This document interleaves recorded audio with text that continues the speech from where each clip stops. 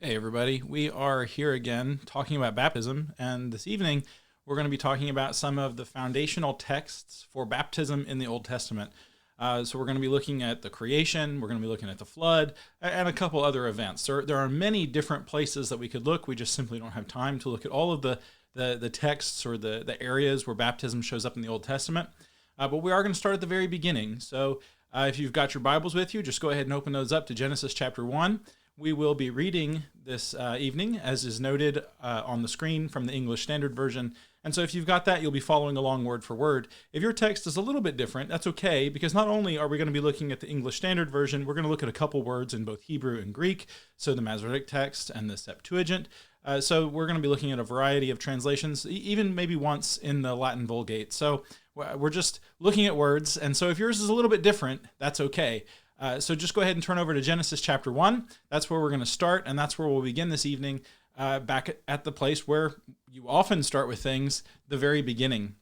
So in Genesis, it starts off with this creation account, and there's a dialogue that's going on between the ancient Hebrew people and all of the cultures surrounding them. One of the important things is to remember is that Genesis isn't written, it's not brand new information. We should say it like that. It's not brand new information when the Hebrew people have Genesis written for them. If Moses is the author, then he's probably writing Genesis around 1450 BC or so. That's where most people will kind of place the Exodus, around that time, 1450 BC. And so you've got at least 400 years between Abraham and Moses, at least 400 years. So there's a while that this story has been being told to these Hebrew people. When Moses comes along and it's written down or recorded for the first time, this isn't new information. It's not like, oh, that's why we have a 7-day week. They knew these things already. So you kind of have to look at that. You have to consider that when you go to the book of Genesis. This is something that they've already known. And so the way that it's recorded, or the words that God will choose to use to have it recorded for them, are significant to them already. So part of the difficulty, part of the question we have to ask is, what would have been the significance of the words that are used, and why does God tell the story this way? Why does God choose to create the universe in the way that he does, and how is this part of the discussion in these interacting religions and these interacting cultures? Because Genesis really is written as a polemic, right? As an argument against all the other gods. Why is the God of Israel the right God? Why did the Israelites have something that nobody else has? So as we start going through the text, that's one of the things we need to consider. Genesis starts off with this, which doesn't seem maybe like a radical concept today, but it would have kind of been a radical concept in the ancient world, is that everything comes from God. So in the beginning, let's flip over to our Bible. In Genesis chapter 1, in the beginning, God created the heavens and the earth. The earth was without form and void, and darkness was over the face of the deep, and the Spirit of God was hovering over the face of the waters. And God said, "Let there be light," and there was light, and then you go on to the rest of the creation account. But it's verse 1. In the beginning, God created the heavens and the earth. The earth is without form, and darkness was over the face of the deep, and the Spirit of God was hovering over the face of the waters. What does that mean? In the beginning, God created the heavens and the earth. The Hebrew text is plural, which has in the beginning the mighty ones, Elohim, created the heavens and the earth. The Greek, the Septuagint, is singular, in the beginning theos, in the beginning God, the divinity. So that word, the divinity, in Greek carries kind of a different connotation than maybe some of the Hebrew words do. The thing that is divine, whatever that thing consists of, created the heavens and the earth. And everything comes from that divinity, the divine being, the mighty ones.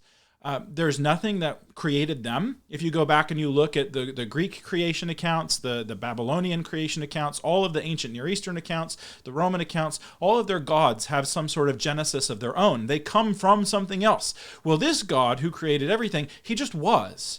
That is a radical idea. That's a concept that, you mean the God who made everything pre-existed all the things that are made. In the Greek accounts, they come from the sky, from the earth, from chaos. In the Enuma Elish, you have a giant serpent that dies, and the gods kind of come from that serpent or from a variety of other places. There's just all these weird origins for the gods themselves. But here in Genesis, in the beginning, God created the heavens and the earth, and God is interacting with these waters that he has made. The earth, the land, is without form and void, so it's kind of not there. And darkness is over the face of the deep, the abyss, right? The waters. And the Spirit of God is hovering over the face, the surface of this deep, this abyss. So this hovering, this word hovering, that's an interesting word. What does that mean? Well, when we start looking at the interaction between the Spirit and the water, that's significant, especially if we're thinking in terms of baptism. If here is a foundational passage in baptism, one of the things that will come up again and again repeatedly in the New Testament is this combination of the Spirit and water. Jesus will talk about being born of water and the Spirit. Paul writing to Titus will talk about the washing of regeneration, the renewal by the Holy Spirit. So there's all these things. The Apostle Peter in Acts chapter 2, he's going to talk about being baptized in the name of Jesus, receiving the Spirit. Paul, writing over in Colossians chapter 2, is going to talk about how you are raised through the powerful working of God when you are baptized. And so there's all these interesting connections throughout the New Testament text of the Spirit and water. Jesus in John chapter 7 is going to link a temple vision that Ezekiel will have, where you have the temple and water coming out of the temple, the Spirit of God. And Jesus will say that the water that he is going to give is the Spirit. Right? There'll be living water flowing out of your bellies, I think is the exact phrase. And it's the Spirit, Jesus says. So here in the beginning, where you have Spirit and water put together, that's a really significant thing. Now, how does this act as a foundational text for baptism? And why are we told this thing in this way? Well, the Spirit, your translation, depending on what you have, your translation may say the Spirit rushed upon the face of the waters. That's because we're not sure what that word, how do you translate that word into English, right, is the question. The Hebrew word is rahaf, and it means to move or to shake, to do violence to do something to it. The Greek word that's there carries the idea of working on, of doing something to. And I think it's the Vulgate that kind of has the word that means to rush upon, almost like to attack. And so what's going on here?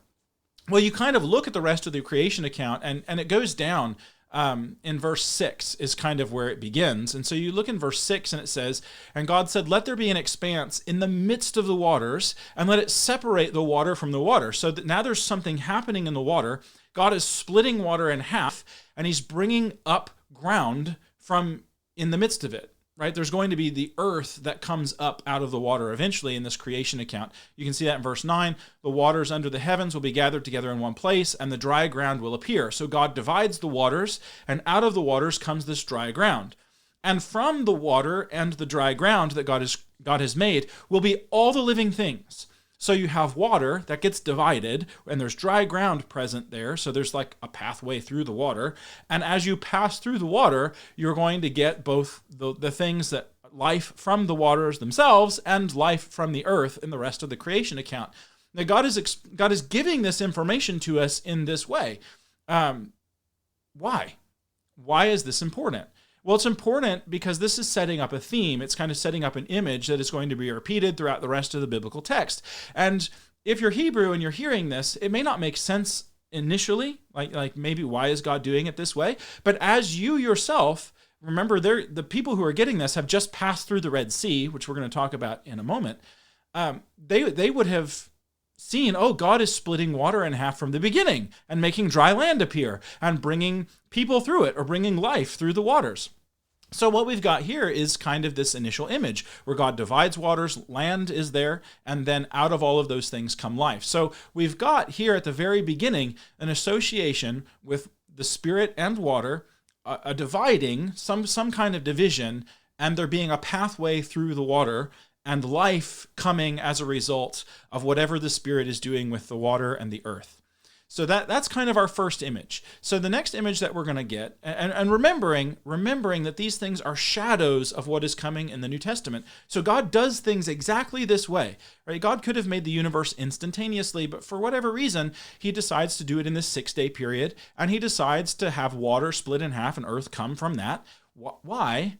Why does he do that? Well, because he's giving you shadows of things that are going to come later, where you'll see the fulfillment of those things in the New Testament. And that's what we're going to be talking about next week. This week, we're kind of focusing on these shadows so we can see that there is a basis, there's a foundation for baptism in the Bible before you get to the New Testament text. And the writers in the New Testament are just explaining what the shadows are. They're bringing those things to light and saying, look, this is what God has been saying all along. All along, God has been saying, this is what I'm planning on doing. So the next thing we're going to look at is the flood.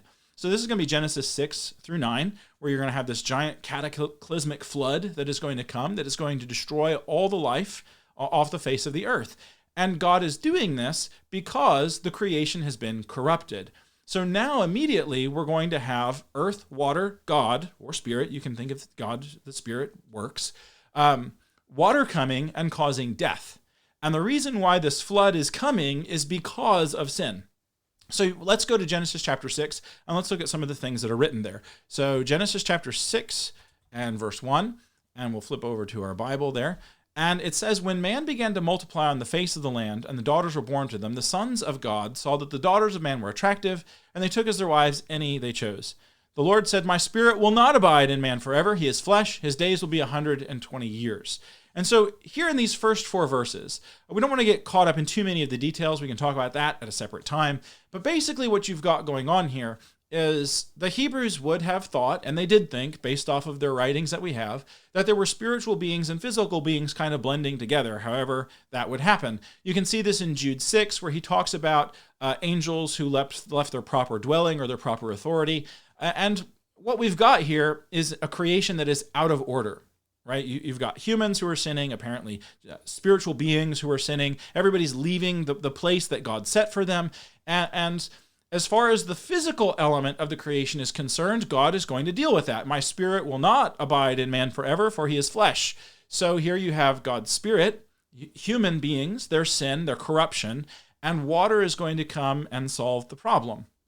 And God is doing this. If you continue down, if you're looking in verse 5, it says, the Lord saw that the wickedness of man was great in the earth, and every intention of his thoughts was only evil continually. The Septuagint will say that everyone was focused on evil things all their days.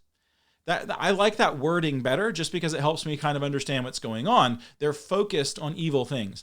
It's not like every single thing that they ever thought was wicked, but what are they doing? What's their focus? What are they living for? Well, it says that everyone was focused carefully is the word that's there. They were carefully focused on evil things. So God isn't dealing with sins here that are accidental. He's not dealing with people who accidentally sinned. Oh, it was a mistake. I didn't mean to do this bad thing. It just accidentally came about. No, they're focused on it. They're intent on doing these bad things. And so God is upset, and he is going to cleanse the earth. The Lord regretted that he had made man on the earth. It grieved him in his heart. So the Lord said, I will blot out man whom I've created from the face of the earth. I'm sorry that I've made them. And he's doing this because of human sin. The phrase in the Septuagint is to discard. I'm going to discard humanity. The prophets later will use the idea of God taking a plate and turning it over and kind of wiping off the dish, getting it completely clean. So you've got God basically hitting the reset button here. He made humanity. Humanity sinned in the garden. And the only reason that there are people afterwards is because Noah found favor in the eyes of the Lord. Otherwise, God was going to wipe everybody off the face of the earth. They were all going to die because of sin. However, there was one righteous person, and so God is going to tell this righteous person that, hey, I want you to go build an ark. And if you go and you look over in verse 11, what we've got is now the earth was corrupt in God's sight, and the earth was filled in violence because all flesh had corrupted their way on the earth. So all of this is because of human sin. I just want us to see that from the text. The text specifically says that God is bringing this flood upon the earth, and he's going to destroy everything, wipe away the things that were because of the corruption caused by sin. Now, even though he's doing that, God is going to make a covenant with Noah. So in verse 13, he's going to say, God said to Noah, I've determined to make an end of all flesh. I'm going to destroy them, but I'm going to be with you. So God is going to make a covenant with Noah, and he's going to mention that a couple times here in the text. Here in verse 18, I will establish my covenant with you, and you will come into the ark, you, your sons, your wife, and your sons' wives with you. So God is going to make an agreement, a testament, a covenant with Noah, and he is going to keep Noah safe through this coming deluge, through the flood, and the flood will bring death and life at the same time. And on the other side of the flood, we've got this covenant that God is making with Noah. So immediately now we've got a couple things we need to see. There's the Spirit, there is water, there's going to be dry ground eventually in the story. There's going to be water that come and kind of covers up the dry ground and then is pulled back and the dry ground appears again. And out of that dry ground, when Noah and his family are on it, is going to come forth a new creation, is going to come forth life. And now there is a covenant associated with it, the covenant that Noah and his family would live. And afterwards, the covenant that God will make, in addition to this agreement with Noah, that he would never again flood the earth in the way that he does when he puts the rainbow in the clouds.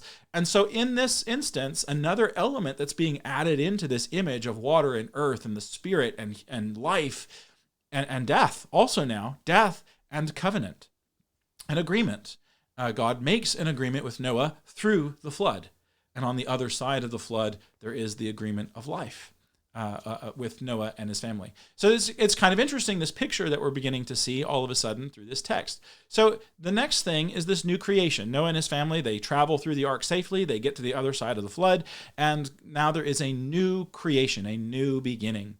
And this is at the end of a 40-day period. So now we've got this 40 that will become associated with times of tribulation, times of testing, new beginnings. Jesus will be baptized, he'll receive the Spirit, and then he'll go and be tempted for 40 days. And it is after that 40-day period of tribulation that he begins his ministry.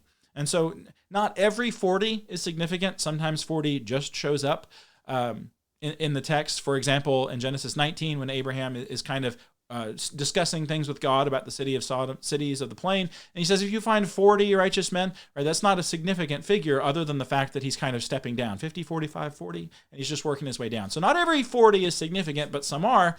And here we're seeing now there is a time of trial, tribulation, death, destruction, and on the other side of that will be life.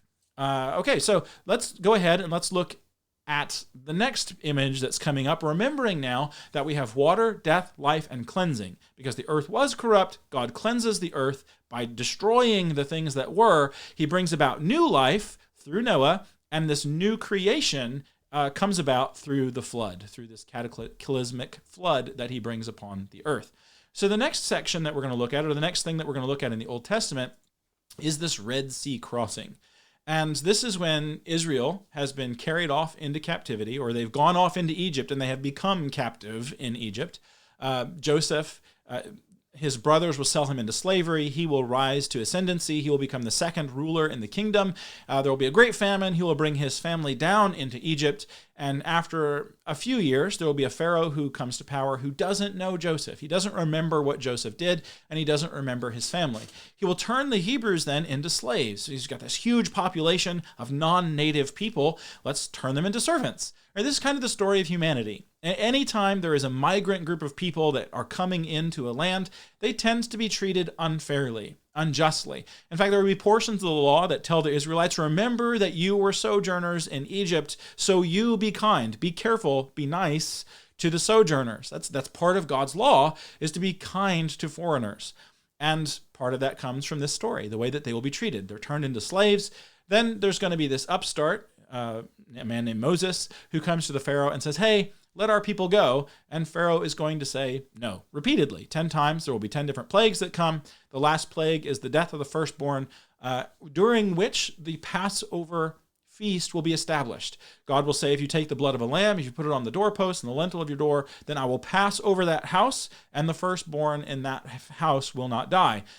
Those who don't do this, right, Israelite or Egyptian, anybody can put the blood on their door. Those who do, the destroying angel will pass over them. Those who don't, death will come into that house. So again, kind of keeping right with this motif, there is judgment, there is death, there's the Spirit of God coming, there's going to be waters, just kind of going through the story of the Red Sea crossing. There are going to be waters that God divides. There's dry land. People will walk across it. Some people will cross to life. Some people will be swept away in judgment. And so you've got these same types of figures, these same types of themes. Water, the Spirit, judgment, cleansing, life. Right? All of these images, all of these things are coming out of this picture of the people crossing the Red Sea. And remember, there was 10 plagues, and the point of those 10 plagues in Egypt was for God to get glory over Pharaoh. So now there's God's glory involved in this too. Let's look at the text. Let's turn over to Exodus chapter 3. I just want us to see that part of what God is doing is getting glory over the king. Now, I know the king of Egypt will not let you go unless he's compelled by a mighty hand. So now we have an enemy who kind of is holding on to people, a king who has enslaved people, and he wants to keep them. So God will work with an outstretched hand to strike Egypt with wonders, and he will get them. He will pull his people away, and then the people leaving, they will plunder the Egyptians. He's going to say, you will ask people for silver, gold, jewelry, and you will then, in that way, you will plunder the Egyptians.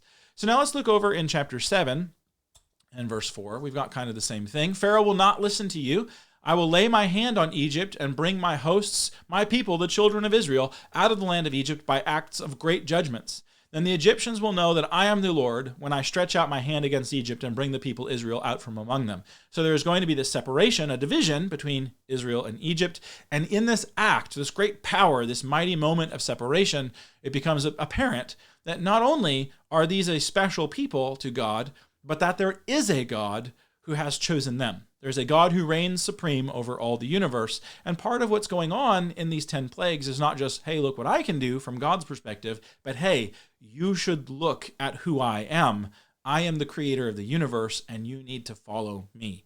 And that's part of this Red Sea crossing, is God claiming these people, these Israelites, as his own special people. He separates them out of Egypt. He makes them his host. They are his people, the children of Israel. Okay, so let's get to chapter 14, where kind of the action begins, so to speak. And look at what happens here at the very beginning in chapter 14.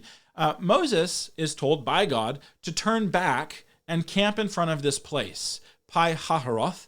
And when he does that, Pharaoh is going to see the people caught between the Red Sea and his army, or what could potentially be his army, and he is going to go and attack them and think that I've got them. They're trapped. And God is setting the stage for the Red Sea crossing. Now, if you're an Israelite and this is happening, you're not going to be too happy with this. And one of my favorite things in the story of the Exodus is when the people see themselves trapped between the coming Egyptian army and the Red Sea, and they've got nowhere to go, they turn to Moses and they say, why have you brought us out here so that we will die? Right? We could have died in Egypt without having to go through all this trouble. And there's this moment where Moses says something that is incredibly important. So let's look at that in our Bibles. Turn over to chapter 14, Exodus chapter 14. And remember, the people are complaining, we're all going to die. And look at what Moses says. So chapter 14, start in verse 13 of the text. Moses said to the people, fear not, stand firm and see the salvation of the Lord, which he will work for you today. For the Egyptians who you see today, you will never see again. The Lord will fight for you. You have only to be silent. Okay, this is important because we're studying baptism, and one of the arguments that people will make is that baptism cannot be in any way associated with becoming a believer or a disciple or any of those things, because otherwise then it's a work and you're earning salvation. And listen, if we're going to say that about baptism, then we need to say that about things like faith too. If you have to do anything to come to faith, if you have to read, if you have to study, if you have to reason through things, then that's you working. And if God then uses that process as part of your salvation, then you have worked, and therefore salvation is by works. That's silly. And the reason why I say that's silly is I don't say that lightly. I don't mean to just dismiss the idea out of hand. But we can see that me choosing to believe in God doesn't do anything. Yeah, okay, great. I just recognized what is true. If God then tells me that I should be baptized, and I do that, I've done the same thing. I've just recognized what is true. God is the commander of the universe. He is Lord of lords. He is the creator. And if the creator tells the creation to do something, and the creation does it, that's just the way it's supposed to be. Right? That's not special. You don't get anything. There's no gold star at the end of that. You're being obedient. And so here, when Moses comes to the people and says, look at this salvation, and here's the phrase, this is important, see the salvation of the Lord, which he will work for you today. Now, when God splits the Red Sea in half, there's things that Israel has to do. To get to this point, Israel had to put blood on their doorposts, otherwise the firstborns would be dead. They had to leave Egypt. They had to go march around. They had to come back to this place. The Spirit of the Lord is going to come and camp between the Egyptians and the Israelites, and then there will be a wind that blows and separates the water, and Moses is going to say, cross the Red Sea. Now, nobody sat there and said, no, Moses, we're not crossing the Red Sea. You said God was going to work our salvation, and if we have to cross the sea to get away from the Egyptians, well, we're doing work. We're just going to sit here. No. If God splits a sea in half and says cross, you cross, right? I mean, that's just what you do.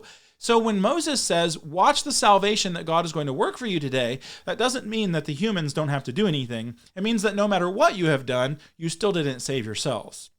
God is the one who sent the Spirit. God is the one who splits the sea in half. God is the one who will wash away the Egyptians. God is the one working salvation. And we have to realize that when it comes to things like baptism or repentance or even belief itself, the fact that I choose to believe, that doesn't mean that I have done anything meritorious, right? I haven't done anything amazing where God looks down and says, wow, that person, they chose to believe, they're special. No, you're just recognizing what is true. When I choose to be baptized, like Israel, who sees a sea split in half in front of them, and God says cross, they just go, okay, and they cross because God said. That's what we do with baptism too. When God says, you be baptized, the response isn't, well, God, I don't know, that seems like a work. The response is, okay, I will listen, I will obey. Otherwise, when the sea closes back up, you're still going to be there with the Egyptians, and that's bad, right? That will be terrible. Okay, so just kind of talking about that section where Moses says, you just need to be quiet. Basically, just stop talking, watch what God does, and listen to his voice. So the next thing that God is going to do is he's going to split the sea in half. And we can see this over in chapter 15. We're going to see the result of God splitting the sea in half. And over in chapter 15, at the end of this, there is this song that Moses sings, recognizing that God has saved them. So look back, or Exodus chapter 15. I will sing to the Lord, for he has triumphed gloriously. The horse and the rider he has thrown into the sea. So the sea is going to split in half. The Israelites are going to walk through on dry ground. Pharaoh's armies are going to come. Their wheels are going to get bogged up in the ground. And then the sea is going to cover them up and just wash away the armies of Egypt. The Lord is my strength and my song. He has become my salvation. And this kind of is applicable to what we were just talking about. Moses recognizes that even though he had to hold his arm out for this wind to blow, wind and spirit are the same word in the Old Testament text. So the Spirit comes and splits the water. The Israelites walk across. They did things. They had to walk across the ocean. But at the end of that walk, they didn't save themselves. God saved them. The Lord has triumphed gloriously. And that phrase, triumphed gloriously, is actually really important to an ancient culture. In the ancient world, especially in a shame-honor culture, one of the ways that you became immortal, so to speak, was to gain glory for yourself. Often you did that through combat. Right? You can read any of the great Grecian works about their heroes, and the heroes become renowned through combat. The Iliad, there's a famous line in the Iliad, fighters killing, fighters killed. And that kind of sums up kind of the ethos, the thought of what it means to be Greek, what it means to be alive in the ancient world, is you're going to die. And the only way that you can die gloriously, the only way that you can have any kind of hope at immortality is to triumph gloriously. And so you're willing to do whatever. Now God here in this text, God is our warrior. This is a song about God's great, right? Moses will say, look in verse 3, the Lord is a man of war, the Lord is his name. So for the Lord's people, there is no great battle to triumph gloriously in. God is the one who triumphs gloriously. God is the one who gets the honor, and we are attached to him. He clears the pathway for us, and it is our submission to him that brings us through the Red Sea, brings us across to the other side, and makes us his people. It's totally the opposite of the way the ancient world thought. You did not become gloried and honored by submitting. You became gloried and honored by triumphing. And God says, no, I'll do the fighting. You just listen, right? You just be silent and watch what I'm about to do. He recognizes that.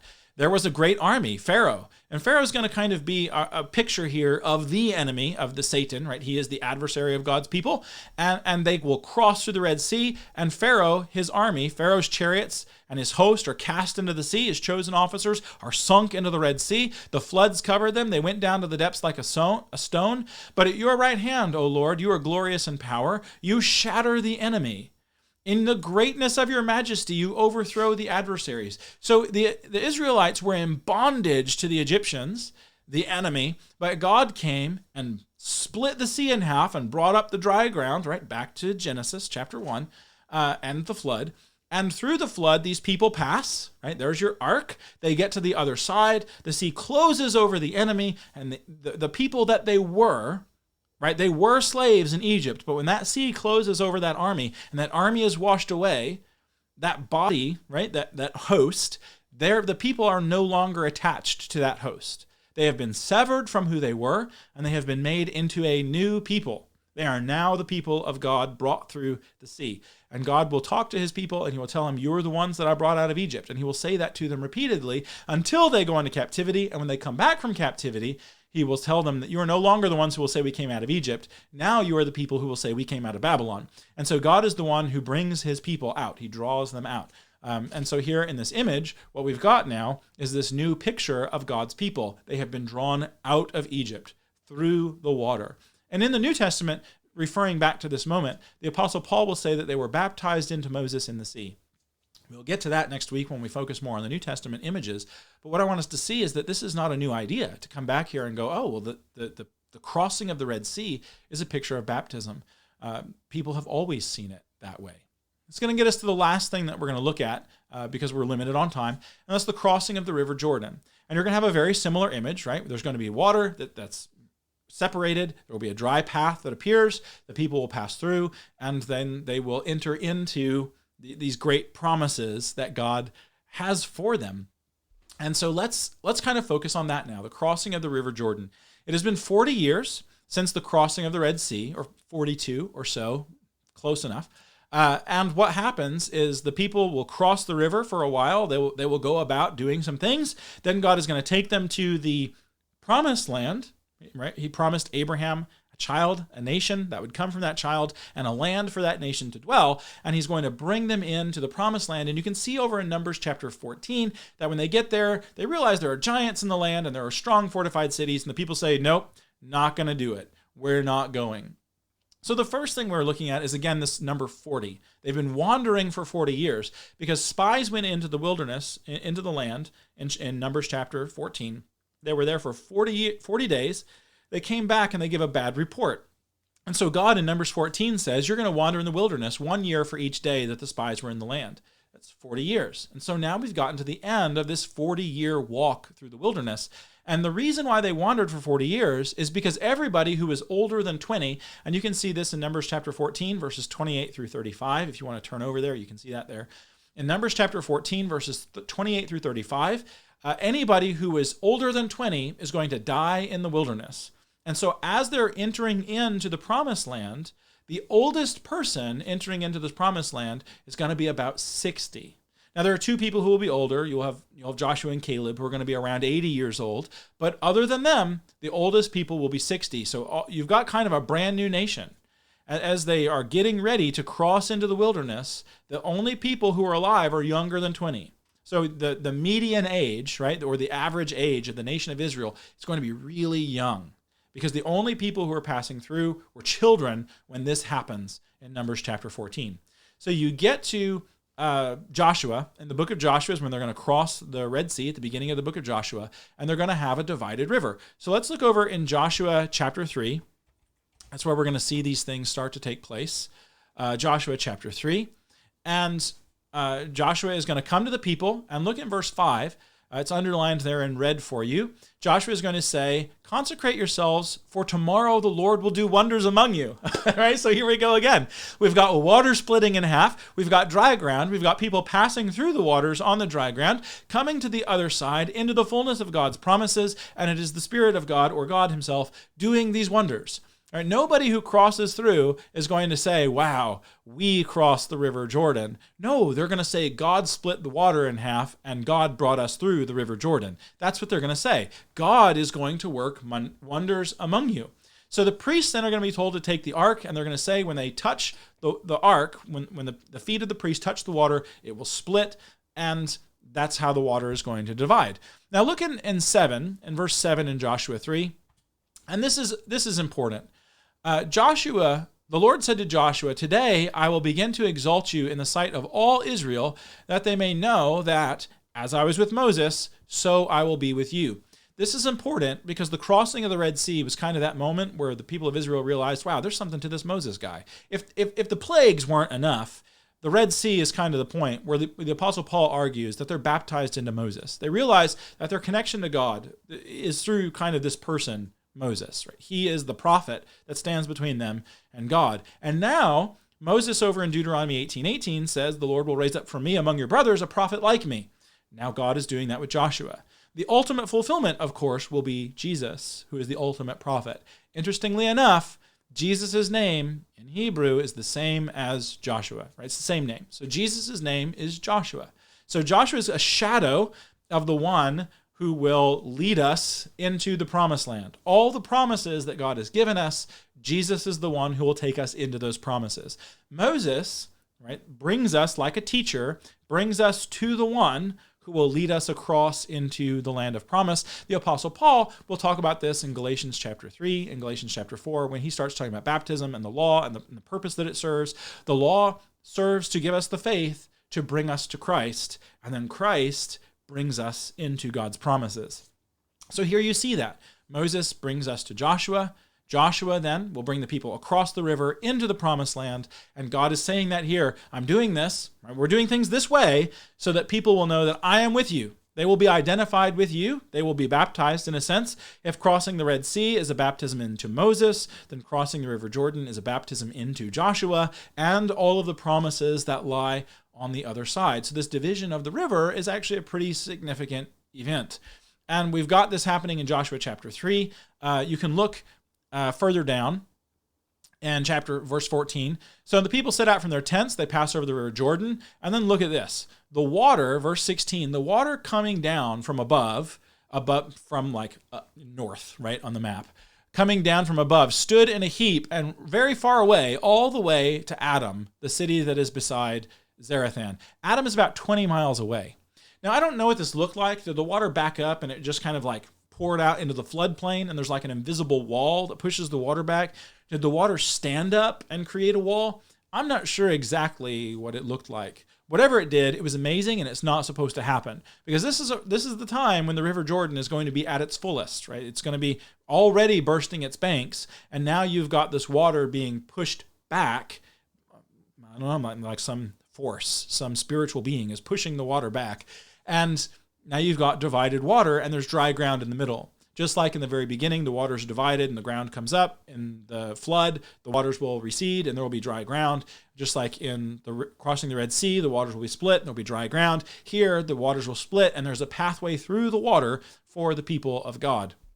And so what we've got in all of these images and all of these pictures are people crossing water on ground that God has made. God is doing the work for them. He has made the pathway for them through the water. He brings them to the other side, and when they come through on the other side, their identity changes. And so when they cross the River Jordan, what you have is a brand new nation of people. The people who were brought out of Egypt, the adults who were consecrated before the Lord at Mount Sinai, they entered into covenant there with God at Mount Sinai. All of those people have passed away. When they cross the River Jordan, they are a brand new people. And they enter in now to a new relationship with God. And on the other side of the Jordan, after they cross through the river, they will all be circumcised again. Interestingly enough, that they become his people first and then they're circumcised. And in all of this, that's just an important argument later about whether or not circumcision is necessary. We can talk about that next week. What we're seeing is God now claiming these people. They're his. He is going to bring them into the promised land. He is going to give them all of the promises that he has given to them, but they're still not perfect yet. Right? They didn't cross through the River Jordan and all of a sudden they become spiritually pure in every single way. They know all the answers. No, it's the very beginning of their relationship. In fact, they have to go now and cleanse the land. They're going to be going and clearing out the land of promise. For the next 5 years, they'll be fighting battles, clearing out the land that God has promised to give them. He said, every place where the sole of your foot treads, I will give to you. So they have to actually go walk on the land to get the promises. When we look next week at what baptism does for believers, keep that in mind. The fact that you have crossed the River Jordan, that you have gone through the Red Sea, does not mean that you are now perfect on the other side as far as things like temptation or knowledge or any of those things are concerned. Now, your standing before God is that you have become his covenant people. Israel was the Lord's people when they crossed the Red Sea, even though they weren't morally and cultically pure, right? God is going to deal with them as they are, and hopefully they'll grow. Here, when they cross the River Jordan, God is going to deal with these people as they are and try and get them to grow. In fact, all the days of Joshua, you're going to go to the book of Judges and read this, all the days of Joshua, the people will follow the Lord. And so they're growing in their faith, being led through this one who has taken them, even Joshua. Jesus. And so what we've got for us, the message here in all of these is that in each one of these things, what we're seeing is the Spirit of God is present. There is water that is split. There is land that appears. There are people who pass through the land, or life comes out of this process, and there is an identification with the Lord. Whether it's Adam being the pinnacle of God's creation, the Israelites, or Noah becoming part of the new creation, God making his covenant with Noah. So covenant is another idea. The people of Israel pass through the Red Sea. God makes a covenant with them on the other side. They become his people. The new nation of Israel passing through the Red Sea, becoming the people of Israel truly on the other side of that river. And so in each one of these instances, we've got those things: God, water, land, life, death in some instances, a new identity, a new identification with God as his people. And this is going to set the foundation for the new covenant, right? Because covenant is one of these ideas too. So all of these things are shadows or elements that were being shown in these moments in the Old Testament text that are going to help us understand what baptism is for when we start looking at the New Testament passages that explain these shadows next week. I hope this is helpful. I hope this is a great way, a good primer maybe, for you to go through the Old Testament and begin seeing other places where baptism shows up, like the sacrifices, the washings at the temple, some of the prophetic visions that we'll be dealing with very similar things. So I hope this is a blessing to you. I'm looking forward to next week. God bless you, and can we be together? May the Lord bring us together at that time.